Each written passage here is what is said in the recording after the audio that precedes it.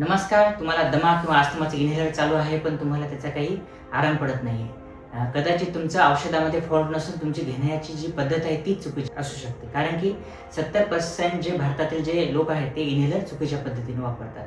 नमस्कार मित्रांनो, मी डॉक्टर पवन गिरी, छातीरोग व allergy specialist, Godavari chest hospital, Hingoli. व आज या व्हिडिओमध्ये मी तुम्हाला इन्हेलर ओढण्याची 100% जी योग्य पद्धत आहे ती सांगणार आहे. म्हणून हा व्हिडिओ शेवटपर्यंत नक्की बघा.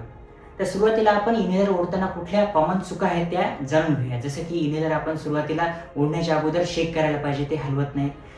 इन्हेलरमधील जे औषध आणि त्यातली जे गॅस आहे तो मिक्स होण्यासाठी त्याला शेक करणं हे खूप गरजेचं असेल. दुसरी गोष्ट म्हणजे आपण इन्हेलर ओढताना तोंड घट्ट आवळून धरत नाही, त्यामुळे जे जे हवा आहे, गॅस आहे, मेडिसिन आहे ते तोंडातून आपल्या बाहेर निघून जातं. आपण श्वास सोडत नाही, म्हणून आपल्या इन्हेलर घेण्याअगोदर आपल्या फुफ्फुसातील हवा ही बाहेर काढणं खूप गरजेचं असेल, तरच ती आपण ओढलेलं जे मेडिसिन आहे ते फुफ्फुसामध्ये जाईल. व श्वास किंवा इन्हेलर ओढल्याच्या नंतर आपण श्वास रोखून धरणे खूप गरजेचं आहे, जेणेकरून जे मेडिसिन आहे ते फुफ्फुसाच्या शेवटपर्यंत जाऊन ते चिकटून बसेल. जर तुम्ही लगेच श्वास सोडला तर ते लगेच बाहेर येईल व तुम्हाला त्याचा काहीही फायदा होणार नाही. तर आपण स्टेप बाय स्टेप इन्हेलर कसं ॲक्युरेटली ओढायचं हे जाणून घेऊया. तर पहिली स्टेप म्हणजे अगोदर इन्हेलर तुम्ही 5 ते 10 वेळेस असं शेक करायचं. नंतर ही कॅप ओढून तोंडामध्ये सुरुवातीला तुमचं जे फुफ्फुसामधली जी हवा आहे ती पूर्ण बाहेर काढायची. नंतर हे इन्हेलर तुमच्या दातामध्ये घट्ट आवळून धरायचं, ओठाने त्याला घट्ट आवळून धरायचं, जेणेकरून जे हवा लीक होणार नाही. यानंतर तुम्ही हळू व दीर्घ श्वास घ्यायचा